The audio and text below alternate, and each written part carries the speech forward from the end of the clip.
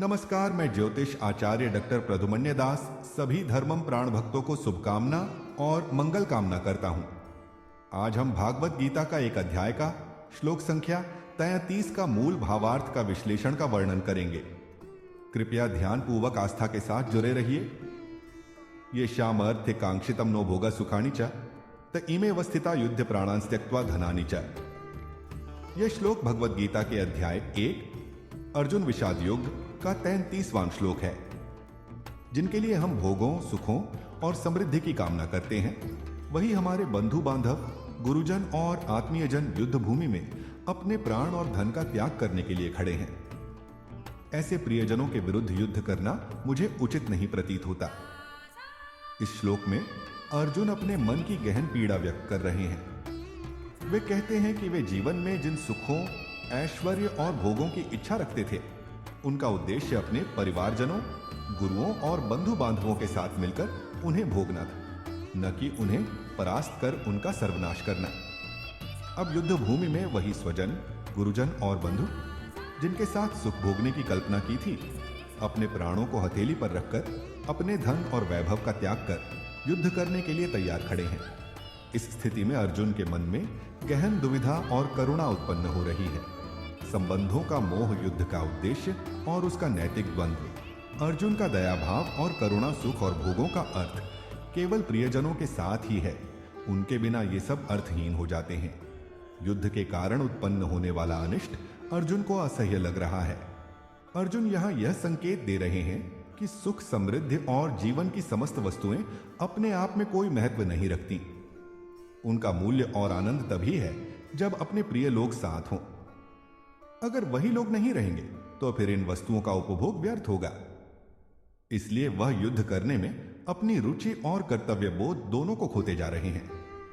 इस श्लोक के माध्यम से भगवत गीता का एक महत्वपूर्ण दर्शन सामने आता है। भोग की इच्छा अपने आप में नहीं होती, वह संबंधों से जुड़ी होती है। जब संबंधों का विनाश होता है तो भोग विलास का कोई अर्थ शेष नहीं रहता। यह श्लोक अर्जुन के मानसिक संघर्ष को बहुत मार्मिकता से प्रस्तुत करता है। वह दया, करुणा और मोह के कारण अपने क्षत्रिय धर्म या युद्ध धर्म से विमुख हो रहे हैं। उनका धर्म संकट गहराता जा रहा है और इस कारण से वे श्री कृष्ण से मार्गदर्शन चाहते हैं। अर्जुन के लिए उनके कुटुंबी, गुरुजन और मित्र ही सब कुछ थे। उनके बिना अर्जुन को अपना जीवन निरर्थक प्रतीत हो रहा है। कर्तव्यच्युत अवस्था। मोह और करुणा ने अर्जुन को अपने धर्म, कर्तव्य से विमुख कर दिया है। श्री कृष्ण गीता में बाद में बताएंगे कि कर्तव्य के समय मोह करना अधर्म का नाश करता है। सुख और भोग का सापेक्ष स्वरूप। सुख और भोग वस्तुओं में नहीं, संबंधों में निहित हैं। जब संबंध नष्ट हो जाए तो सुख भी अर्थहीन हो जाता है।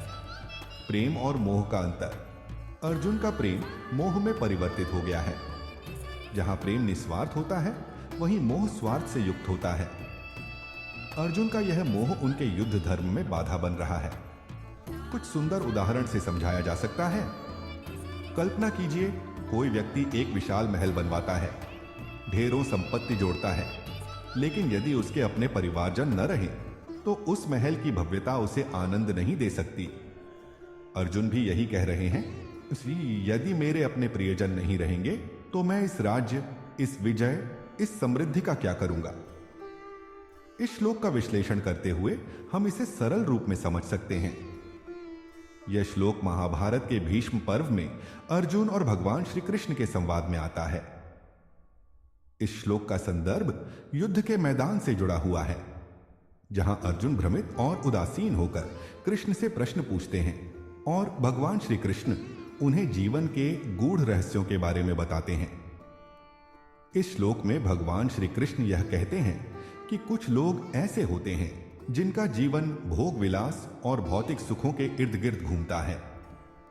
वे अपने सुखों और भोगों के लिए सब कुछ त्यागने के लिए तैयार रहते हैं। उनके लिए युद्ध का उद्देश्य केवल धन और ऐश्वर्य प्राप्ति का माध्यम बनता है। ऐसे लोग युद्ध के मैदान में अपने प्राणों को और धन को त्यागने को तैयार होते हैं, क्योंकि उनके लिए भौतिक सुखों का प्राप्ति ही सबसे महत्वपूर्ण होती है। भगवान श्री कृष्ण ने इस श्लोक के माध्यम से यह भी कहा कि ऐसा जीवन एक प्रकार का मोह होता है जहां व्यक्ति अपने वास्तविक उद्देश्य को भूलकर केवल भौतिक सुखों और धन दौलत की प्राप्ति में संलग्न रहता है। यह श्लोक जीवन के उस पहलू को उजागर करता है जहां व्यक्ति अपने आत्मा की शांति और उच्च उद्देश्य को छोड़कर केवल सांसारिक लाभ की ओर आकर्षित होता है। यह श्लोक हमें यह सिखाता है कि भौतिक सुख और धन की प्राप्ति से अधिक महत्वपूर्ण आत्मा की शांति और धर्म की स्थिरता है। इस श्लोक के माध्यम से भगवान श्री कृष्ण अर्जुन को यह समझाते हैं कि जीवन का उद्देश्य केवल भौतिक उपलब्धियों तक सीमित नहीं होना चाहिए, बल्कि उससे उच्चतम आत्मज्ञान और धर्म के मार्ग पर चलकर अपने जीवन को सिद्ध करना चाहिए। इस श्लोक का तात्पर्य यह है कि भौतिक सुखों का त्याग करके यदि व्यक्ति अपने जीवन का वास्तविक उद्देश्य समझे और उसका अनुसरण करे तो वह सच्चे रूप में सुखी और शांतिपूर्ण जीवन जी सकता है। यह श्लोक अर्जुन के दृष्टिकोण को व्यक्त करता है कि जो लोग केवल सांसारिक सुख सुविधाओं और भोगों की प्राप्ति को ही अपना लक्ष्य मान लेते हैं, वे धर्म युद्ध में लड़ने के योग्य नहीं हैं। वे पार्थिव अर्थात नश्वर आनंद की प्राप्ति के लिए उत्पन्न हुए हैं। इसलिए जब युद्ध भूमि में सामने प्राणों और धन की आहुति का सवाल खड़ा होता है तो वे घबराकर पीछे हट जाते हैं। अल्पभोगवादिता ये व्यक्ति जीवन के क्षणिक सुखों, खाने पीने, ऐश आराम, ऐश्वर्यादि की लालसा में लिप्त होते हैं। उनका ध्यान मोक्ष अथवा धर्म जैसे उच्च आदर्शों की ओर नहीं बल्कि केवल भौतिक लाभ की ओर केंद्रित रहता है। प्राणावनिवृत्ति का भय युद्ध क्षेत्र में यदि इन्हें जीवन, प्राण और संपत्ति धन नष्ट होने का भय सताए तो वे न तो युद्ध कर सकते हैं और न ही कोई उच्चतम कर्तव्य निभा सकते हैं। इस भय से वे धर्म रक्षा के पुण्यकर प्रयास से विमुख रहते हैं। युद्ध और कर्तव्य महाभारत की इस भूमि पर धर्म की स्थापना हेतु लड़ना केवल योद्धाओं का कर्तव्य था, परंतु श्लोक स्पष्ट करता है कि जो मनुष्य धन भोग में लिप्त है वह अपने कर्तव्य स्वधर्म से विमुख हो जाता है। उच्चतर दृष्टिकोण की आवश्यकता भगवत गीता का मूल संदेश आत्मा की नश्वरता से ऊपर उठकर अद्वितीय अटल सत्य, आत्मज्ञान, धर्म और न्याय के लिए समर्पित रहना है। इस श्लोक द्वारा अर्जुन रेखांकित करते हैं कि जो लोग सांसारिक सुखों में बंधे रहते हैं वे उस महान लक्ष्य को नहीं समझ सकते और न ही उसे सिद्ध कर सकते। श्लोक 33 में अर्जुन कहते हैं कि जो व्यक्ति केवल सांसारिक सुख लाभ के उद्देश्य से उत्पन्न होते हैं वे युद्ध भूमि में न केवल अपनी प्राणहीनता का भय रखते हैं बल्कि धन की रक्षा का भी मोह उनके कर्मों को बाधित कर देता है। इसलिए वे उस उच्चतम आदर्श अर्थात धर्म की रक्षा और अधर्म का नाश करने वाले कर्तव्य से विमुख रह जाते हैं। इस तरह सांसारिक इच्छाओं का बंधन मनुष्य को अपने स्वधर्म का पालन करने से रोकता है। इस श्लोक के माध्यम से अर्जुन अपने गहरे मानसिक संकट को व्यक्त करते हैं। यह श्लोक न केवल महाभारत युद्ध की पृष्ठभूमि को समझने में मदद करता है बल्कि यह भी बताता है कि मनुष्य का जीवन केवल भौतिक उपलब्धियों से नहीं बल्कि भावनात्मक संबंधों से ही अर्थपूर्ण बनता है। यह भावनात्मक द्वंद्व आगे चलकर भगवत गीता के मुख्य उपदेशों विशेषकर निष्काम कर्मयोग, स्वधर्म और आत्मा की अमृता का मार्ग प्रशस्त करता है। आइए इस श्लोक पर सामाजिक, व्यक्तिगत और नैतिक दृष्टिकोण से संक्षिप्त सुंदर विचार करें। इस श्लोक में अर्जुन का कथन समाज में रिश्तों और कर्तव्यों की गहरी समझ को सामने लाता है। समाज व्यक्ति से बनता है और व्यक्ति अपने परिवार, गुरुजन, बंधु बांधव के साथ जुड़कर ही सामाजिक जीवन जीता है। अर्जुन कह रहे हैं कि जिनके साथ सामाजिक जीवन के सुखों की कल्पना की थी वही अब युद्ध भूमि में शत्रु बनकर खड़े हैं। इससे पता चलता है कि जब समाज में आपसी रिश्तों में दरार आती है तो पूरा सामाजिक ताना बाना ही बिखरने लगता है। युद्ध का परिणाम केवल विजयी या पराजित राजा का परिवर्तन नहीं होता, समाज के मूल आधार प्रेम और विश्वास का विनाश भी होता है। जब समाज के सदस्य ही एक दूसरे के विरुद्ध खड़े हो जाएं, तो सामाजिक समृद्धि और सुख का कोई अर्थ नहीं रह जाता। व्यक्तिगत स्तर पर अर्जुन एक गहरे भावनात्मक संकट से गुजर रहे हैं। यह श्लोक उनके व्यक्तिगत मोह, करुणा और दुविधा को दर्शाता है। मनुष्य चाहे जितना भी महान योद्धा या ज्ञानी क्यों न हो, जब उसके सामने प्रियजनों का वध करने की परिस्थिति आती है तो उसका हृदय विचलित हो उठता है। अर्जुन स्वयं के भीतर यह संघर्ष महसूस कर रहे हैं कि यदि वे युद्ध जीत भी जाते हैं लेकिन अपने प्रियजनों को खो देंगे तो उस विजय का कोई व्यक्तिगत आनंद नहीं रहेगा। सच्चा सुख केवल बाह्य सफलता में नहीं, अपनों के साथ बांटने में है। नैतिक दृष्टि से यह श्लोक एक गहरी समस्या को प्रस्तुत करता है। धर्म का पालन करते हुए भी यदि किसी कार्य से प्रियजनों का वध हो तो क्या वह कार्य उचित है? अर्जुन यह सोच रहे हैं कि भले ही युद्ध धर्म के लिए हो, लेकिन अपनों की हत्या करना नैतिक रूप से उचित नहीं लगता। उनके भीतर यह द्वंद्व उठ रहा है कि क्या अपने धर्म कर्तव्य का पालन करते हुए भी करुणा और अहिंसा को छोड़ देना चाहिए? यह प्रश्न आज भी उतना ही प्रासंगिक है। जब भी नैतिकता और कर्तव्य में टकराव होता है तो निर्णय लेना कठिन हो जाता है। सही नैतिकता केवल बाहरी नियमों का पालन नहीं है, बल्कि हृदय की करुणा और विवेक से जुड़ी होती है। इस श्लोक से हमें यह सीखने को मिलता है कि रिश्तों का मूल्य भोग विलास से कहीं ऊपर है। बिना अपनों के कोई भी सफलता अधूरी है।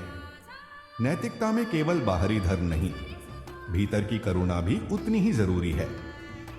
सामाजिक ताना बाना तभी मजबूत रहता है जब आपसी मानव जीवन का संघर्ष और कर्तव्य।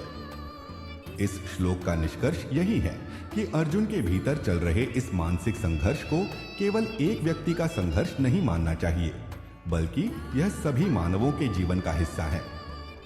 जीवन में हर व्यक्ति को कभी न कभी ऐसे निर्णयों का सामना करना पड़ता है जिनमें उसके व्यक्तिगत और सामाजिक कर्तव्यों के बीच टकराव होता है। जब किसी के प्रियजन, रिश्ते या परिवार के लोग किसी संकट या युद्ध का शिकार होते हैं तो केवल कर्तव्य का पालन करना कठिन हो जाता है। यह श्लोक हमें यह समझने की कोशिश करता है कि जीवन में भौतिक लाभ से ज्यादा रिश्तों का महत्व है। भावनात्मक और नैतिक मूल्य। अर्जुन का यह श्लोक भावनात्मक मूल्य और नैतिकता का प्रतिनिधित्व करता है। यहां अर्जुन की स्थिति यह दर्शाती है कि जब प्रियजन युद्ध में शामिल होते हैं तो उन्हें खोने का विचार मानवता और नैतिकता के दृष्टिकोण से कठिन होता है। इस श्लोक में इस बात का संकेत है कि हमें अपने निर्णयों में केवल बाहरी परिणाम नहीं, बल्कि भावनात्मक और नैतिक दृष्टिकोण को भी ध्यान में रखना चाहिए। जीवन के वास्तविक सुख तभी प्राप्त होते हैं जब हम अपने रिश्तों और प्रेम को प्राथमिकता देते हैं, क्योंकि यह भावनात्मक पूर्ति ही स्थायी होती है। धर्म और कर्तव्य के बीच द्वंद्व। इस श्लोक में अर्जुन का सबसे बड़ा द्वंद्व यह है कि धर्म और कर्तव्य के बीच एक संतुलन कैसे स्थापित किया जाए। वह यह समझते हैं कि कर्तव्य निभाना आवश्यक है, लेकिन अपने रिश्तों को खोना और अपनों का वध करना भी उनके लिए अत्यंत कठिन है। यही कारण है कि वह कृष्ण से मार्गदर्शन की कामना करते हैं। यह श्लोक हमें यह समझाता है कि जीवन में हमेशा सभी परिस्थितियों में सही मार्ग का चयन करना आसान नहीं होता और हमें कई बार कठोर निर्णय लेने पड़ते हैं। समाज और परिवार का महत्व। यह श्लोक यह भी सिखाता है कि समाज और परिवार का कोई भी व्यक्ति नहीं, बल्कि समाज के हर सदस्य का जीवन महत्वपूर्ण होता है। अर्जुन की चिंता उनके प्रियजनों की मृत्यु से अधिक इस बात को लेकर है कि युद्ध के परिणाम स्वरूप समाज की संरचना टूट सकती है। जब समाज का मूल ताना बाना टूटता है तो हर कोई अपने अस्तित्व के बारे में पुनः सोचने को मजबूर होता है। आध्यात्मिक दृष्टिकोण। भगवत गीता का यह श्लोक एक गहरे आध्यात्मिक संदेश भी देता है। अर्जुन का इस प्रकार का मोह और व्याकुलता यह दिखाता है कि संसार में भौतिक सुखों का कोई स्थायित्व नहीं है। जब तक हम अपने रिश्तों को सहेजते हैं और संसार के पार जाकर आत्मा के साथ एकता की ओर नहीं बढ़ते, तब तक जीवन का वास्तविक अर्थ समझना कठिन होता है। अर्जुन का संघर्ष इसी दिशा में एक प्रतीक है कि आध्यात्मिक उन्नति के लिए संसारिक मोह और भौतिक सुखों को पार करना आवश्यक है। अंतिम विचार। इस श्लोक के माध्यम से भगवत गीता हमें यह सिखाती है कि जीवन के कठिन निर्णयों में हमें अपने नैतिक और भावनात्मक पक्ष को भी ध्यान में रखना चाहिए। अर्जुन का युद्ध केवल शारीरिक नहीं है, बल्कि यह मनुष्य के भीतर के मानसिक और आध्यात्मिक संघर्ष का प्रतीक है। युद्ध या किसी भी संघर्ष में जीत तभी होती है जब हम अपनी आत्मा और रिश्तों के प्रति समर्पण और समझ बनाए रखते हैं। इस श्लोक का अंतिम निष्कर्ष यही है कि जीवन में कभी न कभी हम सभी को ऐसे निर्णयों का सामना करना पड़ता है जहां हमें अपने कर्तव्यों और अपने रिश्तों के बीच संतुलन स्थापित करना होता है। केवल बाहरी जीत से अधिक महत्वपूर्ण हमारे भीतर की शांति और रिश्तों की संप्रेषणीयता है। अगर इस भागवत गीता जी की श्लोक की वर्णन से आपको संतुष्ट मिला तो वीडियो को लाइक, शेयर और सब्सक्राइब करें। धन्यवाद।